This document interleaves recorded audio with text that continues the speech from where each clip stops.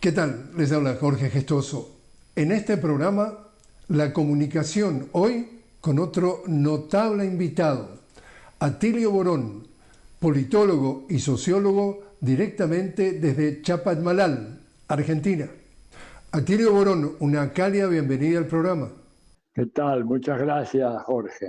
Atilio, en Telesur acabamos de cumplir 20 años al aire.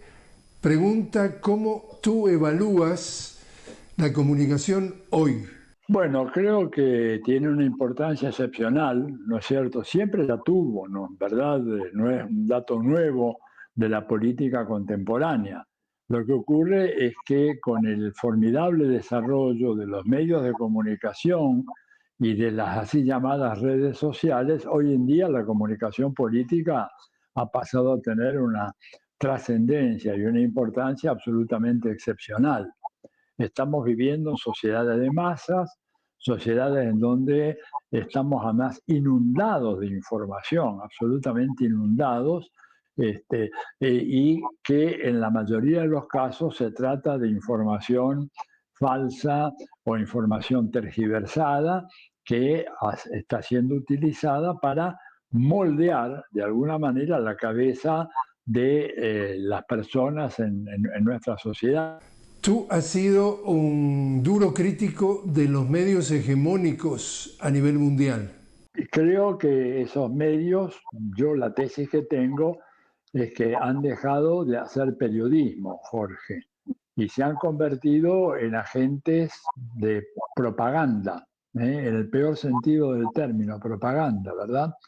Eh, Ocultando algunas cosas, subrayando otras, utilizando el poder de esos medios para difamar personajes que no son del agrado de los grupos dominantes en nuestros países o que no son del agrado del imperio. Y un ejemplo actual muy doloroso es lo que está pasando, la cobertura, ¿verdad?, que se le está dando al genocidio en curso en Gaza, en donde, fíjate, todo lo que tomó de tiempo para que los medios hegemónicos empezaran finalmente a cubrir y tímidamente el genocidio más importante que se está ocurriendo en estos últimos tiempos a nivel mundial. Habla de medios que de alguna manera son cómplices del genocidio o son cómplices de mentiras, ¿verdad?, que se dicen o que dicen los gobiernos en nuestros países y que, bueno, esto es lo que origina ese efecto tan pernicioso que suelen tener algunos medios de comunicación. No quiero ser injusto, por supuesto, hay excepciones y si hoy estamos celebrando los 20 años de Telesur, es justamente una hazaña de que hayamos podido crear en América Latina y el Caribe una señal que se ha mantenido a pie firme durante tanto tiempo en contra de las ideas dominantes, de los intereses dominantes. Pero en general, esos medios hegemónicos en nuestros países tienen una función encubridora de crímenes, ¿verdad?, o de transgresiones. Te pongo el ejemplo de la Argentina, en donde eh, los, el robo que fue intentado y que hasta ahora ha salido impune con el Correo Central Argentino, ¿verdad?, de hace más de 20 años por el grupo Macri, y que Macri, siendo presidente, pretendió, digamos, condonar esa deuda que su grupo económico tenía con el Estado argentino por haberse apropiado del Correo Central. Bueno, no es noticia en los diarios de la Argentina, ¿verdad? Y estamos hablando ahí de una operación que está en el orden de los 700 millones de dólares. Y bueno, no es informada directamente. Ahora, si quien comete algún delito o incurre en alguna transgresión y pertenece al bando incorrecto de la lucha política, los diarios están día y noche permanentemente batiendo el parche. O sea, realmente estamos hablando de la muerte del periodismo, que sobrevive en algunos pequeños enclaves como por ejemplo Telesur, como por ejemplo algunas redes comunitarias en los países de América Latina, pero los grandes medios evidentemente que ya están en otra cosa. Justamente tú lo dices y lo dices claramente, tú dices, en realidad estos medios hegemónicos están, dices tú, para reproducir el orden existente. Absolutamente, y para proteger a los grandes beneficiarios de ese orden y para ocultar lo que le está ocurriendo al resto de la sociedad. Por ejemplo, vuelvo a lo de siempre, en la Argentina los grandes diarios no te hablan de la cantidad de personas que han muerto desde que asumió el gobierno de Javier Milei, producto del hecho de que el Estado dejó de suministrarles medicamentos oncológicos para enfermos que lo necesitaban como condición de sobrevivencia. Esos medicamentos tradicionalmente, en la época en que según el gobierno actual la Argentina se hundía en el antrazo, ¿verdad? Que es un relato que están tratando de imponer, aunque no creo que tengan éxito. Bueno, pero antiguamente esos remedios eran entregados gratuitamente y la gente salvaba sus vidas. Hoy en día no, la gente se muere. Incluso hay un caso muy reciente de un ex funcionario de la Policía Federal, ¿no es cierto?, que es tan utilizada por la ministra Bullrich para reprimir las marchas de los jubilados, etcétera, que acaba de morir hace pocos días en el hospital policial Churruca, así se llama, porque no le dieron más el medicamento y el hombre no podía conseguirlo y no podía pagarlo. Bueno, eso en los diarios no figura, o si figura, está al pie de una página, una pequeña notita, ni te cuento en la radio y la televisión, el tema es absolutamente ignorado. Entonces, estamos en una sociedad de desinformación programada y por lo tanto, esto es un riesgo para la democracia, ¿no? Y justamente un caso definitivamente del día de hoy, Atilio, es que se está viviendo en Colombia.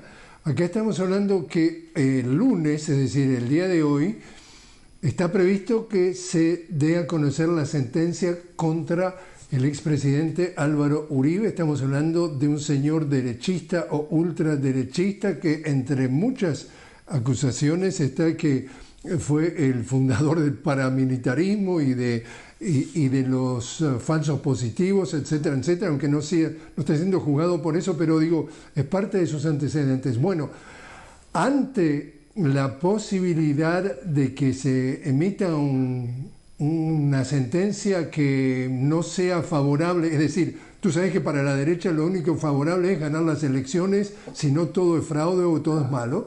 Bueno, entonces, esta es la anécdota, que la revista Semana, también una revista de derecha, lanza poco antes de este veredicto una andanada de críticas para descalificar a la jueza del caso. Y tuviste lo mismo que está pasando en Brasil con Bolsonaro. Es decir, esto son gráficas de lo que tú vienes diciendo, de que estos medios hegemónicos están al servicio del status quo, de que todo siga como está. Absolutamente, bueno, esa es su misión, ¿verdad? Desgraciadamente, por eso un gran periodista, seguramente vos lo conociste, John Pilger, ¿no es cierto?, australiano, él decía de que, bueno, la edad del periodismo prácticamente estaba, en su ocaso, siendo reemplazado por estas maquinarias de conformación de voluntades políticas, de creencias, etcétera, pero totalmente alejadas de la búsqueda de la verdad. Lo que se quiere hacer es favorecer ciertos intereses de manera muy clara y utilizar el gran poder que tienen los medios de comunicación como instrumentos de chantaje. Fíjate vos que, por ejemplo, aparte de lo que estás diciendo sobre el fallo acerca del caso de Uribe, en la Argentina, cuando hubo ese intento de asesinato de la expresidenta Cristina Fernández, que se salvó milagrosamente porque quien debía matarla se olvidó de mover la corredera de la pistola y por lo tanto las balas no salieron. Pero bueno, un par de días después o el día después, uno de los más importantes diarios de la Argentina sacó una nota cuyo título era "La bala que no salió, el fallo que sí va a salir". anticipando en más de un año el fallo que la Corte Suprema iría a emitir condenando a Cristina Fernández de Kirchner a la proscripción política, la pérdida de sus derechos, etc. Ahí se ve de vuelta cómo se articula, ¿no es cierto?, la prensa con el lawfare, que es la otra plaga que estamos sufriendo en América Latina desde hace un tiempo, ¿verdad?, para dejar de lado o minimizar o relativizar la capacidad de lucha que puedan tener ciertos liderazgos populares o ciertas organizaciones. Atilio, te invito a hacer una pequeña pausa. Estamos hablando con Atilio Borón directamente desde Chapadmalal en la Argentina sobre la comunicación. Hoy Atilio, politólogo y sociólogo. Enseguida regresamos.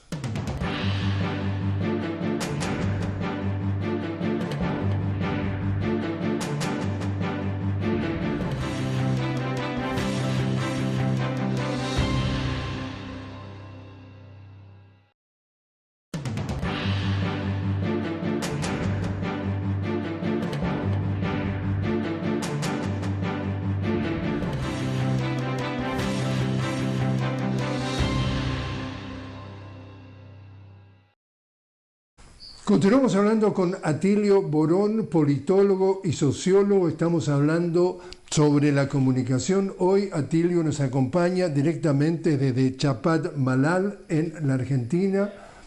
Atilio, en cuanto a estos medios alternativos, medios también comunitarios, medios pequeños, ¿cómo ves el impacto o todo lo que tiene que ver con las dificultades para que pueda de alguna forma contrarrestar el impacto de estos medios hegemónicos? Bueno, están haciendo una labor extraordinaria, ¿no es cierto? Volvemos al caso de Telesur, en el caso de la Argentina, lo que está haciendo la radio de las Madres de Plaza de Mayo, que es una tarea de resistencia cultural y comunicacional muy, pero muy importante. Algunos periódicos como Página 12, algunos otros, Tiempo Argentino, ¿verdad?, que están dando una batalla. Es una batalla muy desigual, pero creo que es absolutamente imprescindible. Y acá habría que destacar lo siguiente. La prensa hegemónica es una prensa que está perfectamente articulada en el plano internacional, Jorge. Vos sabés que desde el año 1999 se creó algo llamado Grupo de Medios de América, que aparentemente era una asociación muy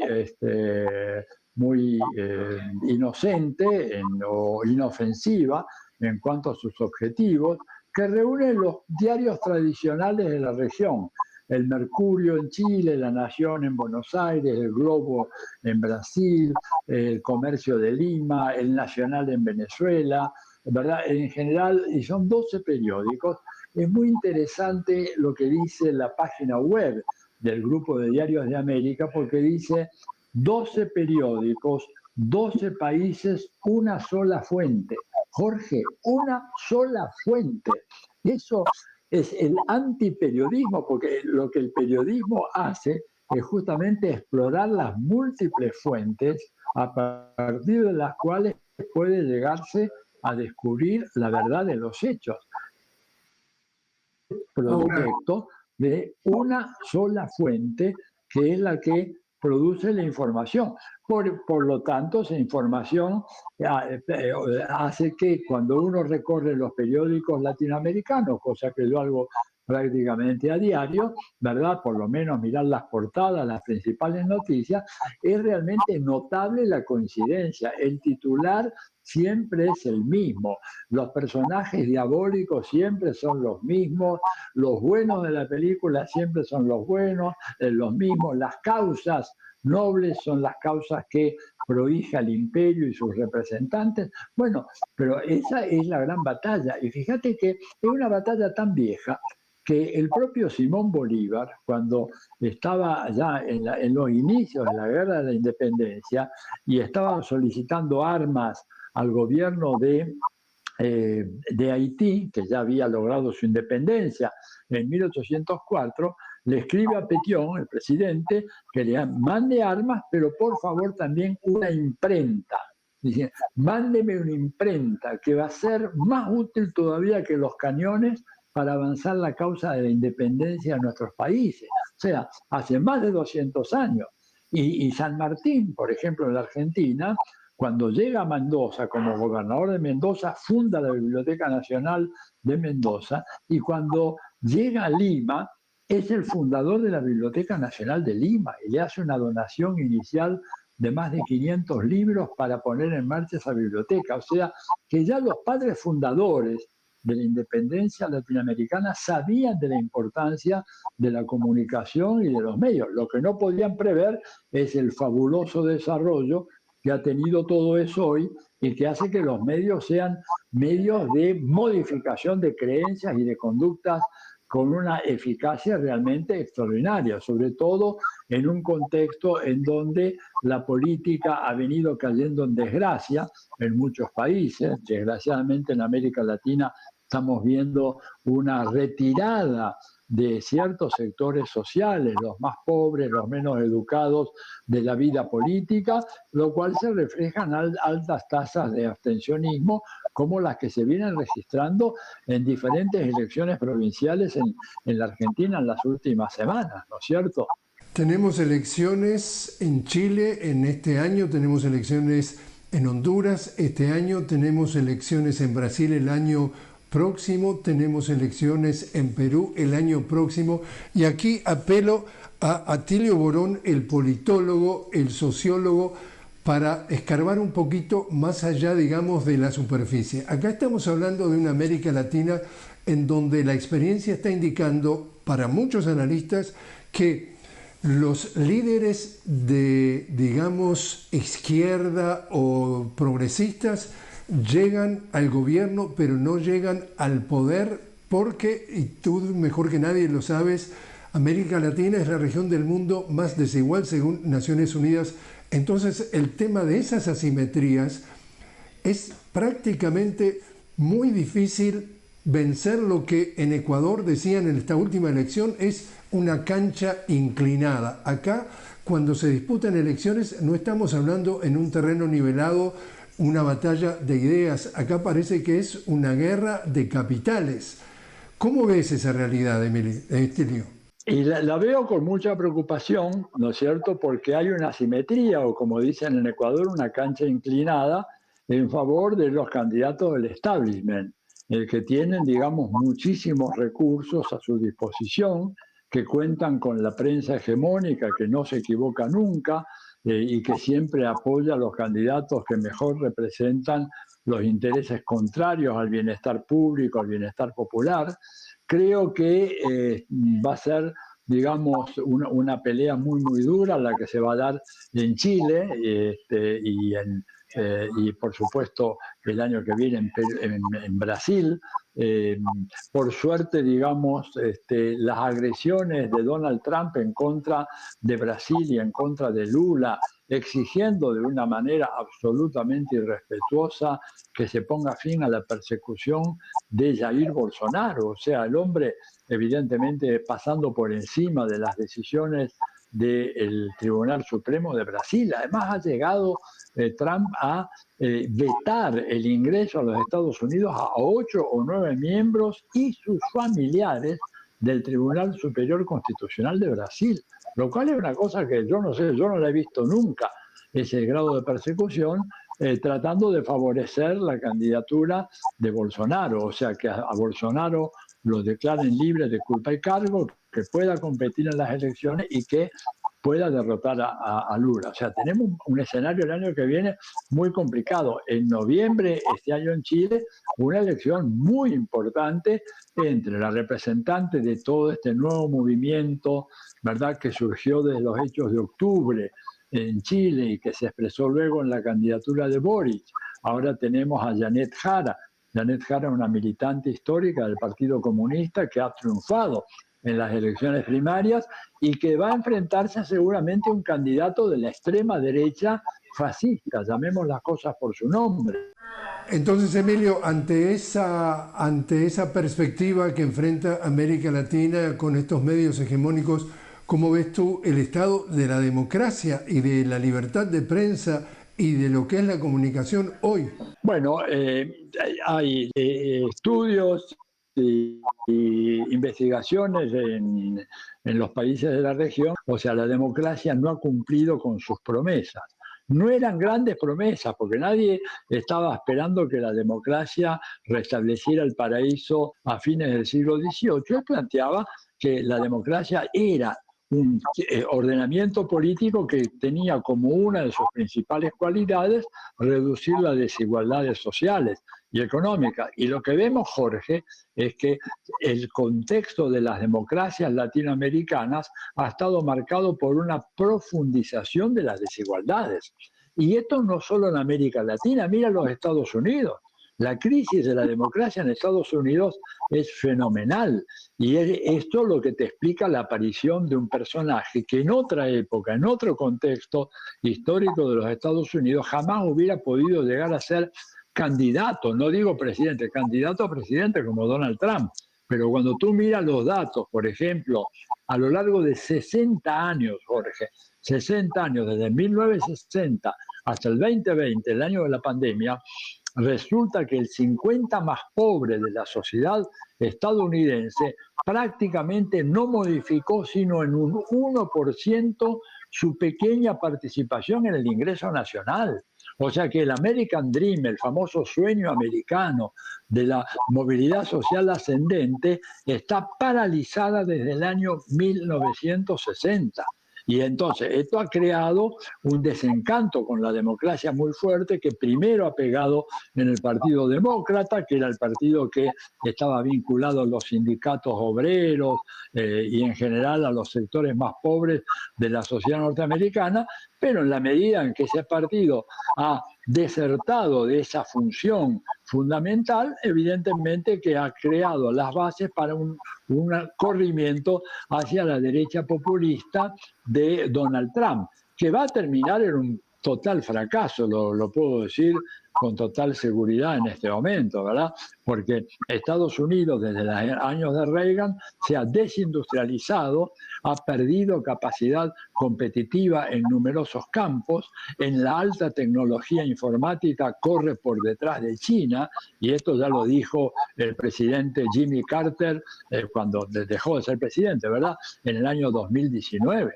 Diciendo, vemos al auto chino y lo estamos corriendo de atrás y cada vez se aleja más rápidamente en términos informáticos. Y todo eso redunda en contra de los sectores populares que tienen cada vez más dificultades y por lo tanto hay un descreimiento de la democracia y esto es lo que hizo posible, por ejemplo, el asalto al Capitolio que organizó Donald Trump, porque eso es así, ¿verdad? Lo mismo el asalto que organizó Jair Bolsonaro para impedir que el presidente Lula asumiera el poder. Y un dato muy significativo, ese acontecimiento ha sido condenado por la justicia en Brasil, pero no ha sido condenado su máximo responsable en el caso de los Estados Unidos, ¿verdad? Todo lo cual debilita profundamente el credo democrático que es tan importante sostener en condiciones como las actuales, ¿no?